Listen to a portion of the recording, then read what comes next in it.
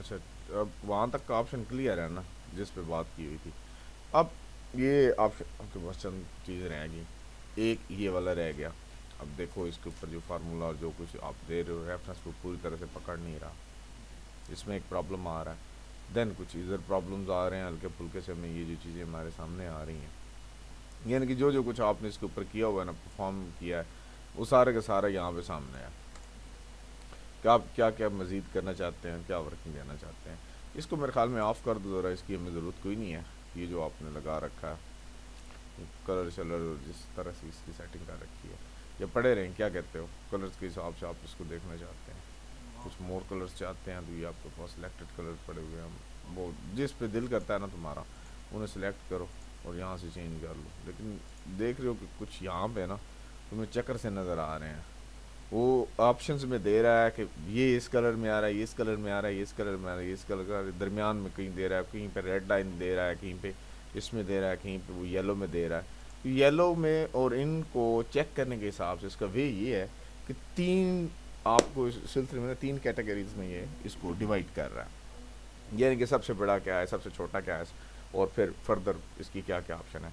अब मुझे चाहिए है कि मैंने इसमें से सबसे ज़्यादा मार्क्स किस पर्सन ने लिए हैं, इनमें से सबसे ज़्यादा मार्क्स किस पर्सन ने लिए हैं। मैं यहाँ पे पोजीशंस देना चाहता हूँ कि पोजीशन होल्डर कौन कौन है। मेरे पास फर्स्ट पोजीशन वाला क्या है जी, ठीक है, मैं कहता हूँ फर्स्ट वाला कौन सा है जी हमारे पास। Then I have second one, then third. ये किस किस ने कौन कौन सी पोजीशन ली है, यहाँ पे मैंने इसके रेलिवेंट फार्मूलाज वगैरह लगाने हैं और इससे मुतल्लिक़ का काम करना है। अब वो फंक्शन सोचो, ये बताओ कि फ़र्स्ट तो हमने निकाल लिया कि फ़र्स्ट प्राइस है, अब हमने निकालना है सेकंड और थर्ड प्राइस, यानी कि सेकंड किसने दिया है, थर्ड किसने लिया है।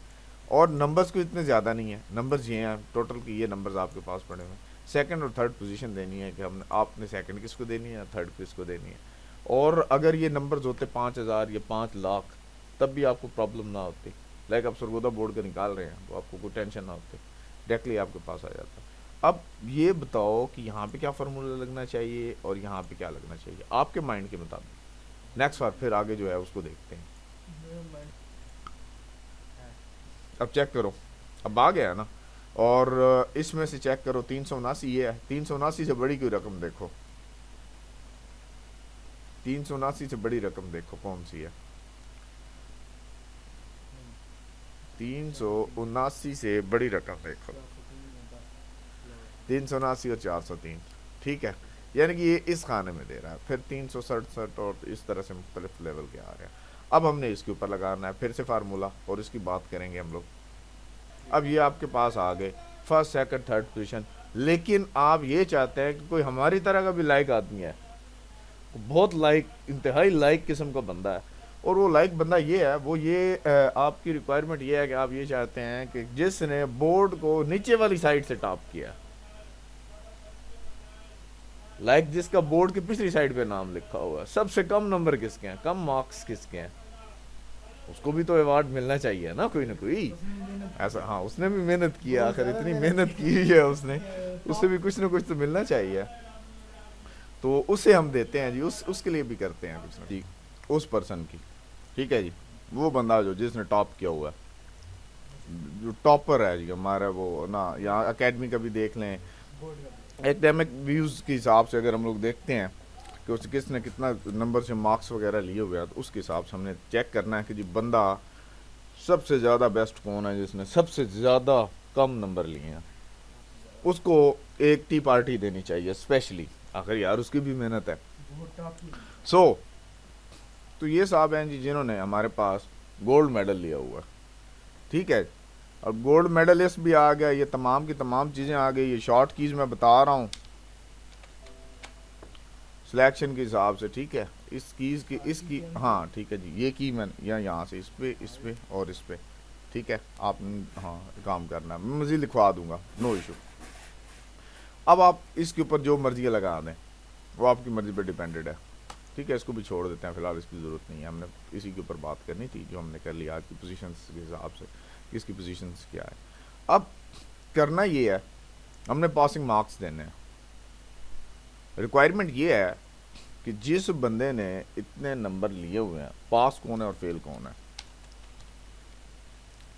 पास या फेल, या रिजल्ट सिंपल दे देते हैं। अब रिजल्ट में क्या चीज़ है,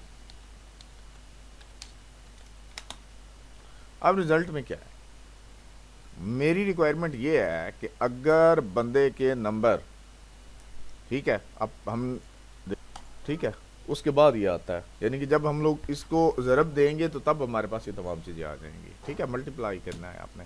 अच्छा, मेरे पास पासिंग मार्क्स आ गए कि पासिंग मार्क्स मेरे पास कितने होने चाहिए जी, 250। पासिंग मार्क्स कैसे निकालने हैं, ये नहीं कि अंदाजे पे 250 निकाल दिए। आप यहाँ पे अगर कह देते हैं, मिसाल करें, आप कहते हैं जी 33% वाला पास है, अब देखिए 165 नंबर वाला पास है आपके पास, आप यहाँ पे कह देते हैं जी मेरे पास पास है जी 65% वाला, 325 वाला पास है, बाकी सारे फेल हैं, ठीक है। इस वजह से आप इसका काम कर सकते हैं जिस तरह से आप इसकी सेटिंग मज़ीद करना चाहते हैं। बाकी ये फार्मूला रह गया, इस फार्मूला इस फंक्शन के ऊपर हमने बात करनी है। फंक्शन इस किस्म का हो कि इसमें हमारे पास काफ़ी सारी चीज़ें आ जाएँ, पास भी आ जाए, फेल भी आ जाए, लेटर ऑन भी आ जाए, और यानी अगर उसने किसी चीज़ में वो नहीं आ रहा तो उसका यहाँ पे लिखा हुआ आ जाए। दैट्स मीन्स कि अगर वो मैथ में उसके नंबर कम है उस आपकी उस लेवल के हिसाब से, तो यहाँ पे उसका वो आ जाना चाहिए कि दैट, यहाँ पे मैथ लिखा हुआ आ जाए ऑटोमेटिकली आपके पास। यहाँ पे आपके पास वो दूसरा आ जाए, यानी कि इसमें इंग्लिश में क्या किया है, बायो में इसने कितना लिया हुआ है। अगर उसके 33% या 65% से कम है तो यहाँ पे मैथ लिखा हुआ आना चाहिए, ठीक है। फिर हम लोग फर्दर पोजीशन जो हैं उनको डिस्कस कर लेंगे कि हमने इनको किस तरह से करना है, कि आपके पास पासिंग में कितने आए, फेल कितने हो गए, लेटर ऑन कितने हो गए, या फिर आपके पास एब्सेंट जो हैं वो कितने हो गए, ठीक है जी। मेरे ख्याल में इसकी समझ आ गई होगी पूरी तरह से आपको, और ये